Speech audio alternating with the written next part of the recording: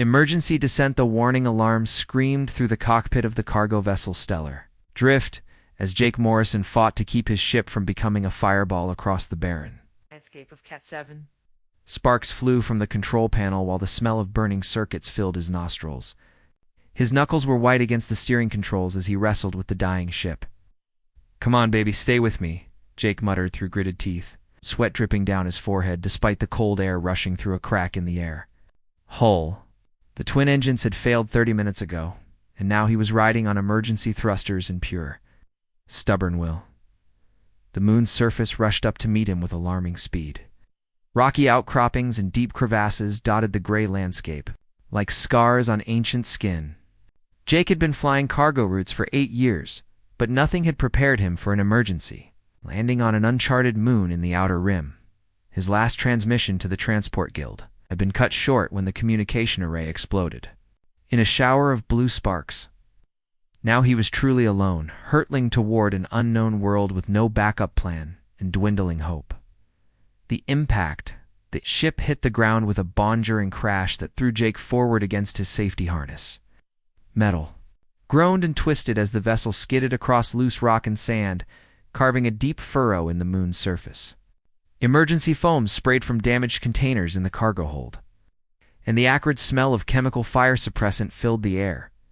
When the ship finally came to rest against a cluster of purple crystal formations, Jake hung upside down in his pilot's seat, dazed and bleeding from a cut above his left eye.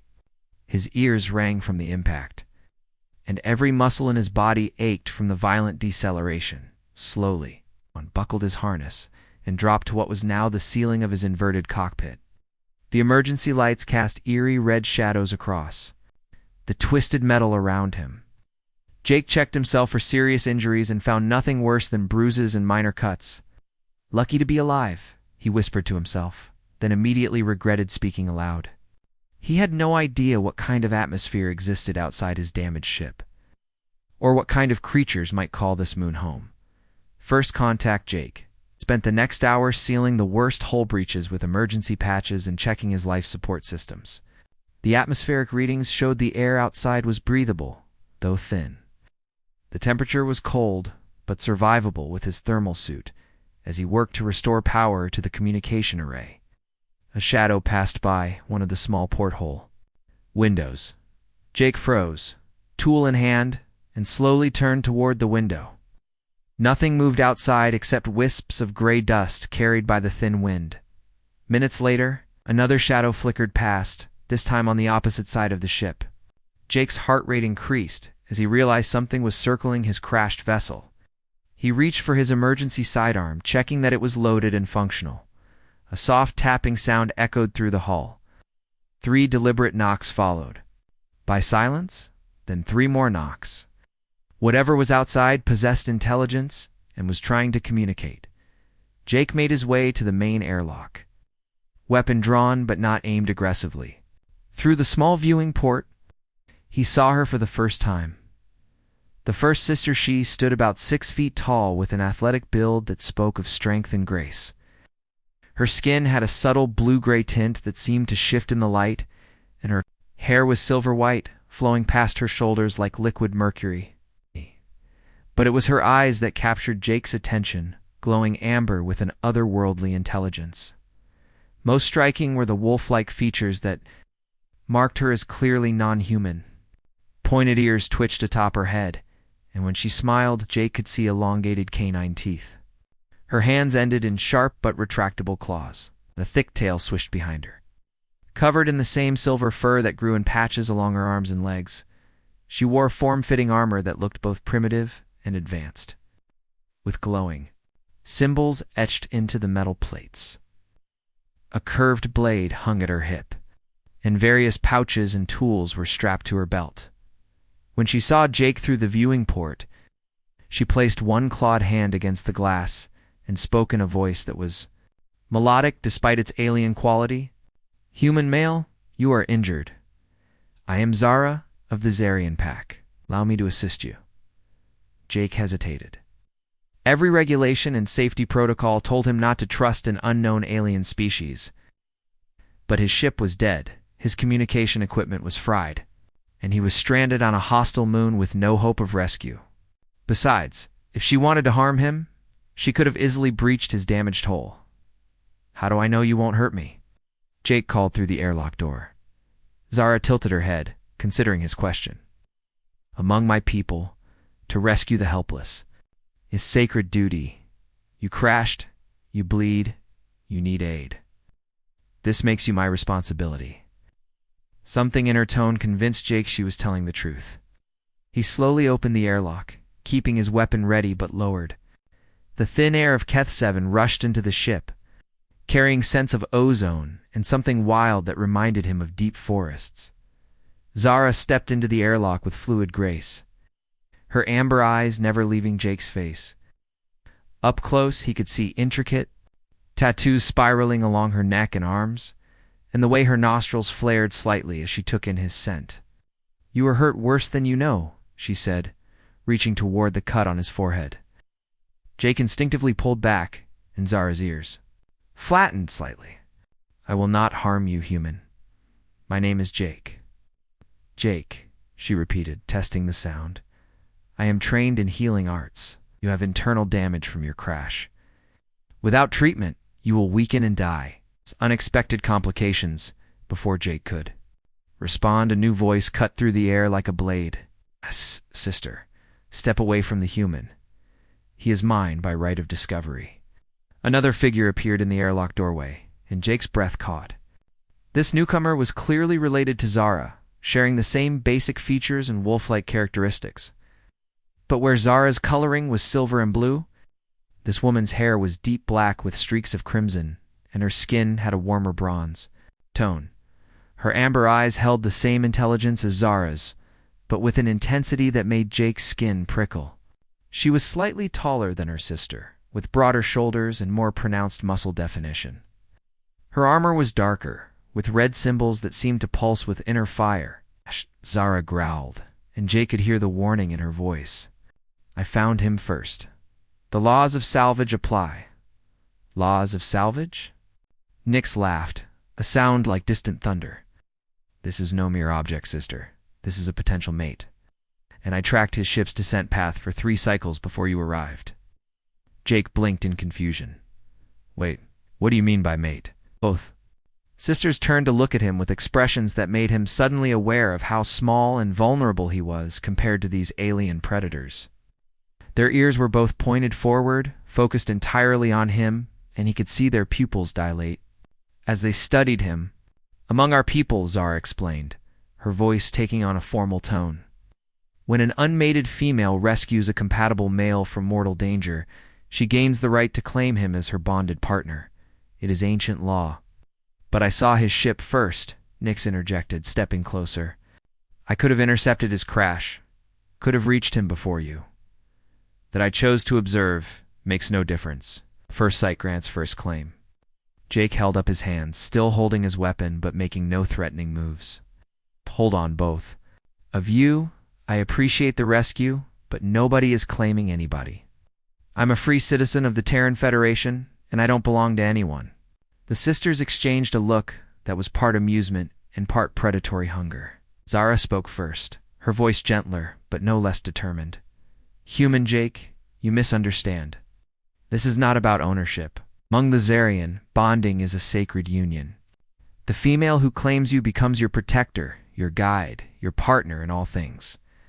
In return, you provide companionship, offspring, and your unique human perspective." "It is a great honor," Nix added, though her tone suggested she was growing impatient with the explanation. "Few humans have ever been deemed worthy of such consideration." Jake felt a cold knot forming in his stomach. "And what if I refuse?" Both sisters went very still, their tails stopping mid-swish, and their ears swiveling to focus on him with laser intensity. The silence stretched for several heartbeats before Zara spoke. "Refusal is not typically an option," she said carefully. "Our bonding laws exist to ensure the survival and strength of our pack. Once a claim is made, it must be honored." "However," Nick said, a dangerous smile playing at her lips, "the law does allow for trial by combat between competing claimants. The victor gains the right to bond with the prize." Growing tension, Jake looked between the two sisters, seeing the way their muscles tensed and their claws extended slightly. The temperature in the small airlock seemed to drop several degrees as they stared at each other with barely contained aggression. "You would challenge me, sister?" Zara asked, her voice deceptively calm. "If necessary," Nyx replied, "though I had hoped you would see reason and withdraw your claim gracefully. I found him broken and bleeding. I offered aid when he was helpless. The right of rescue is mine by every law our people hold sacred. And I tracked him across the void, followed his trail through space itself to this barren rock. My claim predates your rescue by 3 full cycles." Jake realized that despite their civilized words, these two were working themselves up to a fight that could easily destroy his damaged ship and kill all 3 of them in the process. He needed to defuse the situation before claws and fangs started flying. "Stop," he said loudly, causing both sisters to turn toward him with expressions of surprise. "Before you two tear each other apart, maybe we should focus on survival. My ship is dead. We're stranded on a hostile moon, and I'm betting you didn't exactly file a flight plan before coming here." Zara's ears twitched with what might have been embarrassment. "The human speaks wisdom. Our pursuit ships are hidden in the crystal caves to the north, but they are not designed for multiple passengers. And the local predator population becomes active after the sun sets," Nyx added reluctantly. "The shadow stalkers hunt in packs, and even trained Zarian warriors avoid them when possible." Oh. Jake felt a small surge of hope. If he could get them working together instead of against each other, he might survive long enough to figure out a way off this moon. "Then I suggest we worry about staying alive tonight before we worry about who claims who." "Deal." The sisters looked at each other, with expressions that mixed frustration, determination, and grudging respect for their humans' tactical thinking. "Deal," they said in unison. But Jake noticed neither of them retracted their claws completely as the alien sun began to set over the barren landscape of Ket-7. Casting long purple shadows across the rocky terrain, Jake realized his problems were just beginning. He was trapped between 2 alien sisters who both wanted to claim him as their mate, stranded on a hostile world with dangerous predators, and completely dependent on beings whose customs and laws he barely understood. But as he watched Zara and Nyx begin to work together to secure his crashed ship for the coming night, their movements coordinated despite their rivalry, Jake couldn't help but admit that if he had to be stranded somewhere, he could do worse than having 2 highly trained alien warriors competing to protect him. The only question was whether he would survive their protection long enough to escape it. Nightfall and revelations, though. Alien sun disappeared behind the jagged mountains, plunging Keth-7 into an eerie twilight. Strange bioluminescent fungi began to glow along the crystal formations, casting shifting blue and green patterns across the landscape.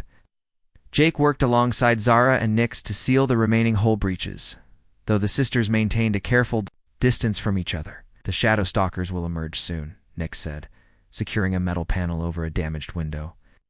"They hunt by scent and sound. We must remain silent once full darkness falls." Zara nodded grimly as she welded a support beam back into place. "Jake, you must understand our ways if you are to survive this night. The bonding laws I mentioned are not mere tradition. They are survival mechanisms developed over thousands of years." Jake paused in his work, wiping sweat from his forehead. "What do you mean?" "Our people are warriors born," Zara explained. "But we are also few in number. When a Zarian female finds a worthy mate, especially one from another species, it strengthens our genetic line and brings new perspectives to our pack. The competition ensures only the strongest female claims the prize." "Prize," Jake muttered. "I really don't like being called that." Nyx looked up from her work, amber eyes gleaming in the artificial light. "Would you prefer treasure? Valued acquisition? Among my people, being claimed by a strong female is the highest honor a male can receive. Among my people, we call it kidnapping," Jake replied dryly. Both sisters stopped working and stared at him with expressions of genuine confusion. Zara tilted her head, ears twitching. "But you are alone, unmated, without pack protection. Your ship is destroyed. Your people cannot find you. How is rescue not preferable to death?" Jake realized they honestly didn't understand his perspective. To them, their territorial dispute over him was a form of courtship, not capture. World, we choose our own partners. Marriage is based on mutual attraction and compatibility, not combat and claiming laws. Fascinating. Nix murmured, moving closer. And how often do these chosen partnerships succeed? How strong are the offspring? How well do the pairs survive adversity? Jake opened his mouth to answer, then closed it. The divorce rate back home was over 50%, and he'd seen plenty of couples fall apart under pressure. It's complicated. Everything worth doing is complicated, Zara said softly. But our way ensures the strongest possible outcome. The female who claims you will have proven herself superior to all challengers. You will never lack for protection, resources, or fierce devotion. The hunt begins. Low howl echoed across the wasteland, followed by another, then several more. The sisters immediately went rigid, their ears swiveling toward the sounds. Both drew their weapons in fluid motions that spoke of years of training. Shadow stalkers, Nix whispered. A full pack by the sound of it. Jake grabbed his sidearm and checked the charge. How dangerous are they? Imagine your worst nightmare given form and the ability to phase partially out of normal space, Zara replied, activating a device on her wrist that projected a faint energy shield around the ship. They can become semi-incorporeal at will, making them nearly impossible to hit with conventional weapons. Nearly impossible, Nix corrected, but not completely. They must solidify to attack, which creates brief windows of vulnerability. Key is timing and teamwork. The howls grew closer, and Jake could see shapes moving through the bioluminescent forest beyond the crystal formations. They looked like oversized wolves at first glance, but their proportions were wrong, elongated, and twisted. Their eyes glowed red in the darkness, and wisps of shadows seemed to trail behind them as they moved. How many? Jake asked. 8, maybe 10, Zara replied, her enhanced hearing picking up sounds Jake couldn't detect. They're testing our defenses, looking for weak points. One of the creatures materialized directly outside the main viewport, its massive head pressed against the reinforced glass. Up close, Jake could see that its fur seemed to absorb light rather than reflect it, and its teeth were like black daggers. When it breathed on the glass, frost formed in intricate patterns. They can drain heat as well as phase, Nix explained quietly. Extended contact will freeze anything solid. Even our armor can only protect us for so long. The creature suddenly phased through the glass as if it weren't there, its head and shoulders entering the ship while its body remained outside. Jake raised his weapon, but Zara grabbed his wrist. Wait! If you fire now, you'll hit nothing but air and reveal our position to the others. The Shadow Stalker's glowing eyes fixed on Jake, and it opened its mouth in what might have been curiosity or hunger. Its breath was so cold that ice crystals formed in the air between them. Now Nix whispered. Zara fired a bolt of blue energy that struck the creature just as it began to solidify for an attack. The impact sent it flying backward through the glass, which remained undamaged despite the creature's passage. The Shadow Stalker hit the ground outside with a yelp of pain and rage. Immediately, the rest of the pack converged on their position. Shape-shifting secrets what happened next took Jake's breath away. As the Shadow Stalkers began phasing through, the ship's hull, both Zara and Nix, underwent rapid transformations. Their humanoid features flowed like water, becoming more pronounced, more predatory. Zara's silver hair grew longer and more lustrous, while her muscles expanded and her claws extended to twice their previous length. Her amber eyes blazed brighter, and Jake could see additional rows of teeth when she snarled. Most dramatically, her size increased by nearly a foot, making her an imposing 7 feet tall. Nix's transformation was even more dramatic. Her black and red coloring deepened to rich crimson and obsidian, and her already impressive physique became truly formidable. Her claws gleamed like polished metal, and the markings on her armor began to glow with inner fire. Battle forms, Zara explained, her voice now carrying a deeper, more resonant tone. We saved this revelation for when you truly needed to see our capabilities. Impressive, Jake managed. trying not to show how intimidated he was by their new appearances. The first shadow stalker phased through the wall beside Jake, solidifying just long enough to swipe at him with massive claws. Jake dove aside, but would have been too slow if Nyx hadn't intercepted the creature mid-attack. Her enhanced claws met the shadow stalker's natural weapons in a shower of sparks and shadow stuff. The creature tried to phase away, but Nyx somehow grabbed it, even as it became incorporeal, her own abilities apparently extending beyond the purely physical. "How did you do that?" Jake shouted over the sounds of battle. "Zarian evolution," Nyx replied, wrestling with the struggling creature.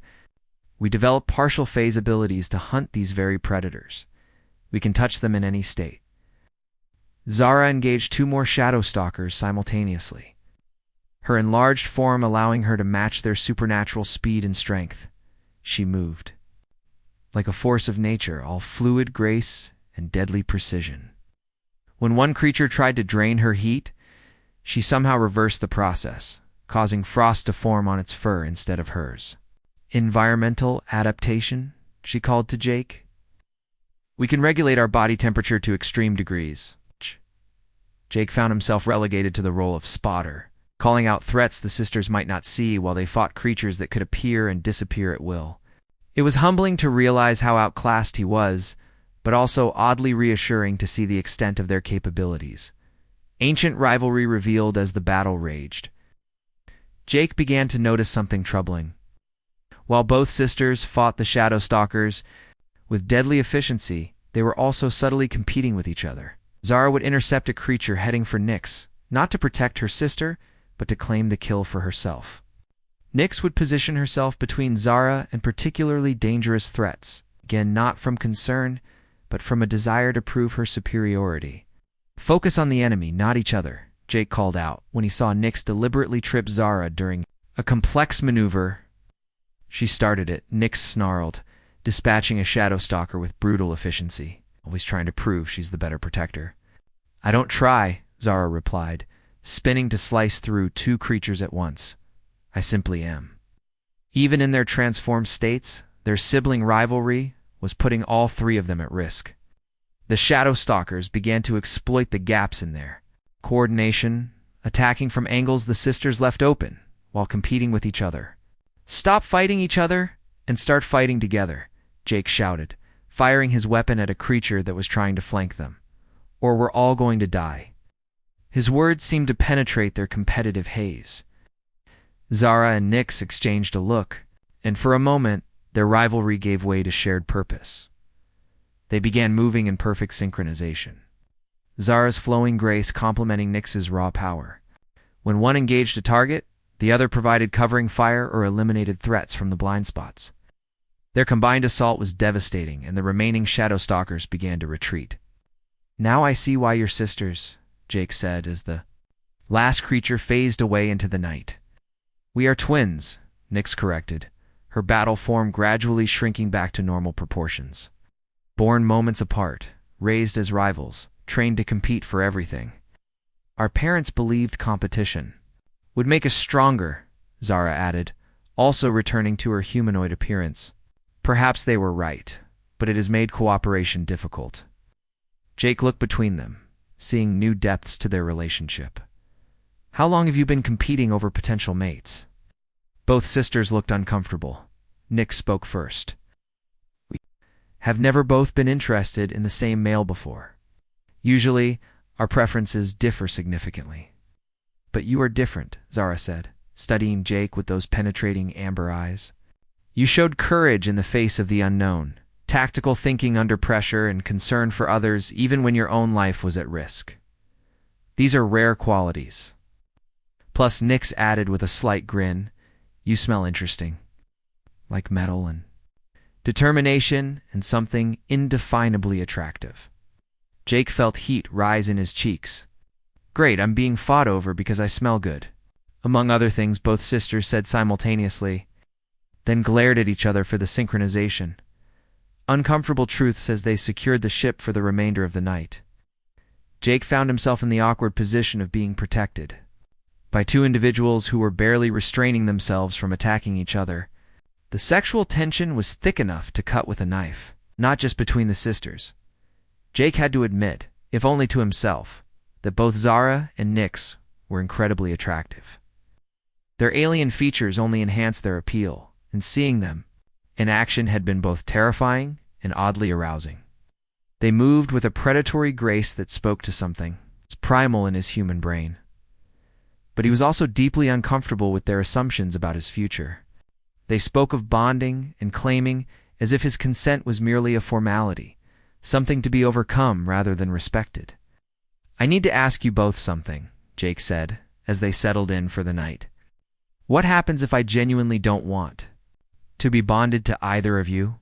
What if I want to return to my own people?"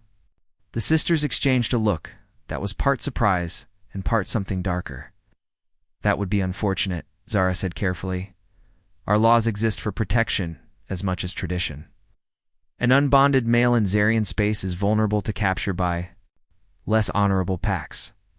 Some clans treat males as property rather than partners, and you don't," Jake asked pointedly.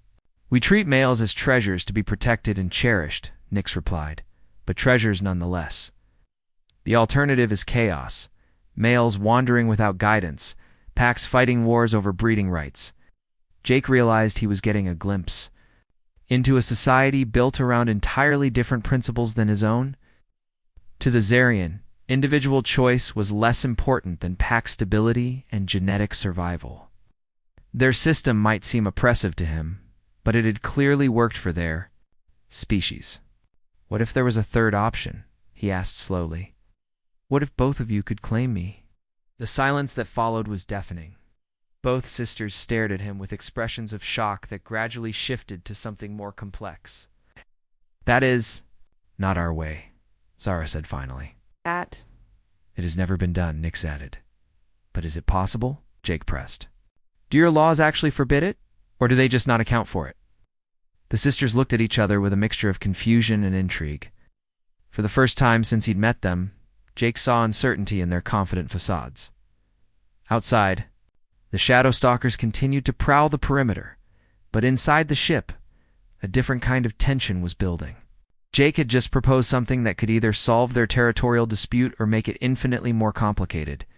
As the alien constellations wheeled overhead and the bioluminescent fungi painted the landscape in shifting colors, three very different individuals contemplated possibilities none of them had imagined when the sun set. Uncomfortable truths as they secured the ship for the remainder of the night. Jake found himself in the awkward position of being protected by two individuals who were barely restraining themselves from attacking each other. The sexual tension was thick enough to cut with a knife, not just between the sisters. Jake had to admit, if only to himself, that both Zara and Nyx were incredibly attractive. Their alien features only enhanced their appeal, and seeing them in action had been both terrifying and oddly arousing. They moved with a predatory grace that spoke to something primal in his human brain. But he was also deeply uncomfortable with their assumptions about his future. They spoke of bonding and claiming as if his consent was merely a formality, something to be overcome rather than respected. "I need to ask you both something," Jake said, as they settled in for the night. "What happens if I genuinely don't want to be bonded to either of you? What if I want to return to my own people?" The sisters exchanged a look that was part surprise and part something darker. "That would be unfortunate," Zara said carefully. "Our laws exist for protection as much as tradition. An unbonded male in Zarian space is vulnerable to capture by less honorable packs. Some clans treat males as property rather than partners, and you don't," Jake asked pointedly. "We treat males as treasures to be protected and cherished," Nyx replied, "but treasures nonetheless. The alternative is chaos, males wandering without guidance, packs fighting wars over breeding rights." Jake realized he was getting a glimpse into a society built around entirely different principles than his own. To the Zarian, individual choice was less important than pack stability and genetic survival. Their system might seem oppressive to him, but it had clearly worked for their species. "What if there was a third option?" he asked slowly. "What if both of you could claim me?" The silence that followed was deafening. Both sisters stared at him with expressions of shock that gradually shifted to something more complex. That is not our way, Zara said finally. It has never been done, Nix added. But is it possible? Jake pressed. Oh. Do your laws actually forbid it, or do they just not account for it? The sisters looked at each other with a mixture of confusion and intrigue. For the first time since he'd met them, Jake saw uncertainty in their confident facades. Outside, the shadow stalkers continued to prowl the perimeter. But inside the ship, a different kind of tension was building. Jake had just proposed something that could either solve their territorial dispute or make it infinitely more complicated. As the alien constellations wheeled overhead, and the bioluminescent fungi painted the landscape in shifting colors. Three very different individuals contemplated possibilities none of them had imagined when the sun set. Morning revelations dawn came slowly to Keth Savan, the alien sun painting the sky in shades of purple and gold. Jake woke to find both sisters watching him sleep, their amber eyes unreadable in the morning light. They had positioned themselves on opposite sides of his makeshift bed, maintaining their rivalry even in rest. We have discussed your proposals, Zara said without preamble. Through the night while you slept? And, Jake asked, sitting up and immediately regretting how vulnerable he felt between two apex predators. It is unprecedented, Nix replied, but not explicitly forbidden. Our laws speak of the strongest female claiming a worthy mate. They do not specify that only one female may make such a claim. Jake felt a surge of hope. So, it's possible? Theoretically, Zara said carefully. But it would require approval from the Pack Council, and there would be conditions. What kind of conditions? Nix moved closer, her expression serious. The claiming would have to be consensual from all parties. Would have to prove your worthiness not just to one of us, but to both. And you would have to accept the full responsibilities of a bonded mate to two alpha females. Which means, Jake asked, though he suspected he didn't want to hear the answer. Complete loyalty, Zara explained. We would belong to our pack. Absolutely. No contact with your former life without permission. Your skills, your knowledge, your genetic material, all would serve the pack's needs above your own desires. Jake felt his brief hope deflate. So I'd still be a prisoner just with two guards instead of one. No, Nix said firmly. You would be family, protected, cherished, given status and purpose within our society. But yes, your freedom to leave would be restricted. Think of it as an exchange, Zara added. You give up your solitary independence. In exchange for the strength and security of pack membership, many males consider it a fair trade. Many males don't have a choice in the matter, Jake pointed out. Both sisters looked uncomfortable. Jake realized he'd touched on something they didn't like to examine too closely about their own society. Before the conversation could continue, a new sound echoed across the wasteland, the deep thrum of spacecraft engines. Growing louder by the moment, unexpected visitors, hunter ships, Nix said, her ears swiveling toward the sound. 3 of them, approaching fast. Zara activated a scanning device, her expression growing grim. As she read the display, Koroth pack markings. They must have tracked our pursuit ships. Who are the Koroth pack? Jake asked, though the sister's body language told him it wasn't good news. Slavers, Zara spat. They capture and sell males to the highest bidder instead of forming proper bonds. If they claim you, your life becomes a series of auctions and da-da-da-da-da-da-da-da. Temporary ownerships. They have no honor, Nix added, her claws extending involuntarily. They treat males like livestock, breeding them for profit rather than partnership. Jake felt his blood run cold. So my choices are be claimed by you too? Or be sold into slavery? Not if we can prevent it, both sisters said simultaneously. Yes. Then glared at each other for the synchronization. The first Koroth ship appeared over the ridge, sleek and predatory like a mechanical version of the Shadow Stalkers. It was followed by 2 more, forming a triangular attack formation as they descended toward the crash site. How many warriors? Jake asked. Zara checked her scanner again. 15 total. All armed, all experienced hunters. We are significantly outnumbered, but not outclassed, Nix said with grim determination. Korath fighters are strong but undisciplined. They rely on numbers and brutality rather than skill. Can we escape? Jake asked. Our pursuit ships are hidden 3 kilometers away, Zara replied. But they're single-pilot craft. Neither could carry 2 passengers safely. Jake realized what she wasn't saying. But one could carry me and one of you. The sisters exchanged a look loaded with meaning. For the first time since he'd met them, Jake saw genuine emotional pain in their eyes. They weren't just territorial predators fighting over territory. They cared about each other, and the thought of being separated was causing them real anguish. There might be another way, Jake said slowly. What if we don't run? You want to fight 15 trained killers? Nix asked incredulously. No. I want to outsmart them. You said they're undisciplined, right? They rely on brutality over strategy? Zara nodded slowly.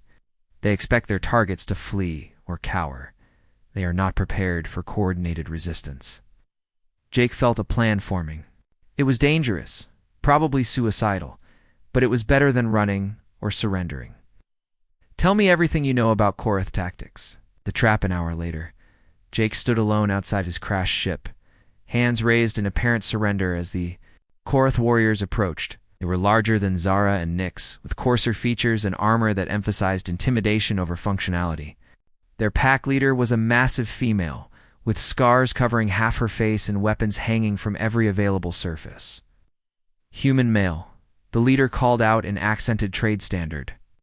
I am Bruka, of the Korath pack. You will come with us. Willingly, or we will take you by force. Choose quickly. I choose option 3. Jake replied calmly. Brutka tilted her head, confused. There is no option 3. Sure there is, Jake said, activating the device hidden in his palm. To watch you fall into my trap, the series of explosions that followed had been carefully orchestrated.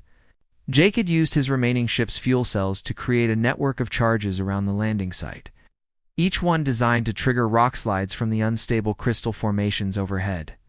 The Korath warriors scattered as tons of glowing crystal crashed down around them, but their confusion was only the beginning. As the dust settled, Zara and Nix emerged from concealment in their battle forms. Striking with surgical precision at the scattered enemies, Jake had studied their individual fighting styles during the Shadowstalker attack, and he'd noticed something both sisters had missed. They were more effective as a team than either was alone, but only when they stopped trying to outdo each other. Zara left flank. High target, Jake called out, coordinating their assault. Nick's right side, the one with the plasma rifle. 4. The first time in their lives, the sisters fought not as rivals, but as partners. Jake served as their tactical coordinator, calling out threats and opportunities while they devastated the Korath forces with ruthless efficiency.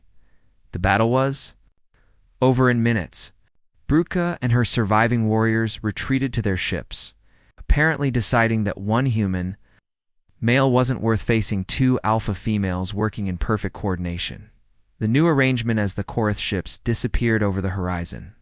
Jake found himself standing between Zara and Nix once again. But something fundamental had changed during the battle. They weren't looking at each other with rivalry anymore, but with respect and even affection. That was well coordinated, Zara said. To her sister. You fought with great skill, Nix replied. I had forgotten how effective we can be as a team. Jake realized this was his moment. You both just proved something important. You're stronger together than apart. And so are all 3 of us. Explain. Both sisters said, though without their previous territorial edge. You've been competing over who gets to claim me, Jake said. But what if instead of competing, you collaborated? What if the 3 of us formed a team where everyone's strengths complement the other's weaknesses? Zara frowned thoughtfully. You propose a true partnership, not claiming, but joining. Equal status for all members, Nix added, beginning.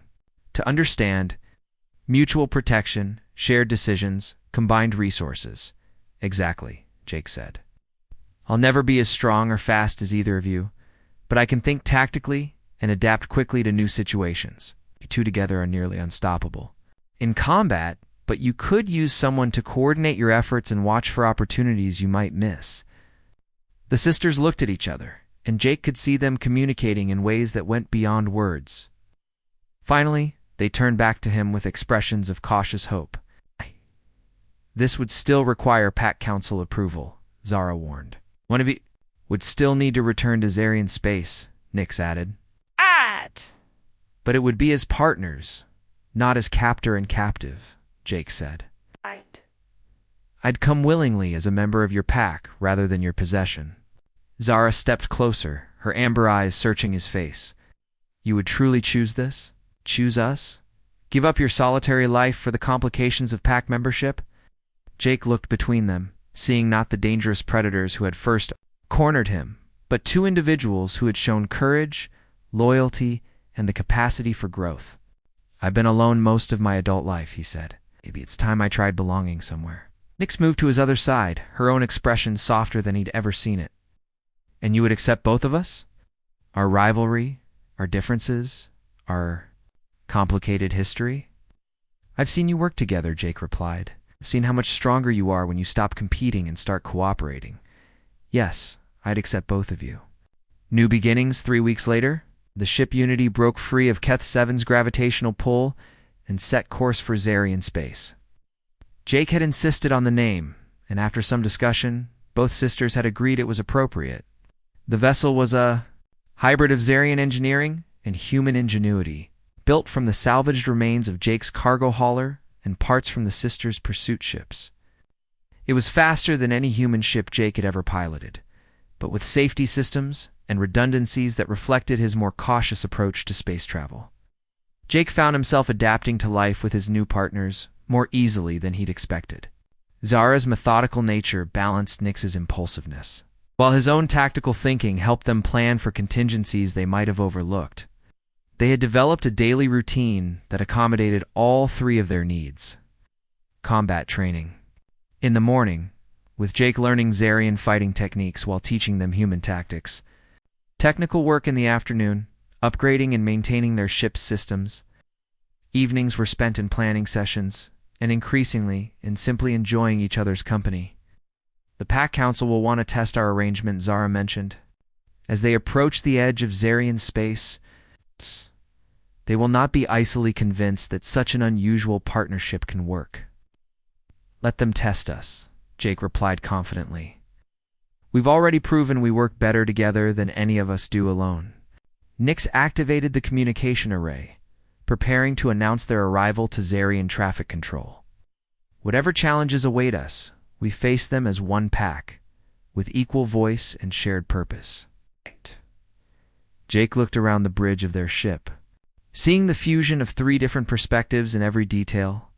Human efficiency merged with Zarian strength and elegance.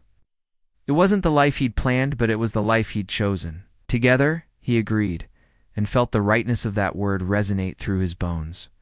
As their ship crossed into Zarian space, Jake reflected on how dramatically his life had changed. Since his emergency landing on Keth 7, he'd gone from being a solitary cargo pilot to being part of something larger than himself. He'd found not just partners, but purpose. The future was uncertain, full of challenges and political complexities he was only beginning to understand. But for the first time in years, Jake felt like he was exactly where he belonged. Behind them, Keth 7 dwindled to a distant speck of light. Ahead lay adventure, danger, and the chance to build something entirely new together. The 3 of them had started as strangers thrown together by circumstance. Now they were family, bound not by law or claiming rights, but by choice, respect, and genuine affection. It was, Jake thought as he watched his partner's work in perfect synchronization, exactly the kind of story worth living.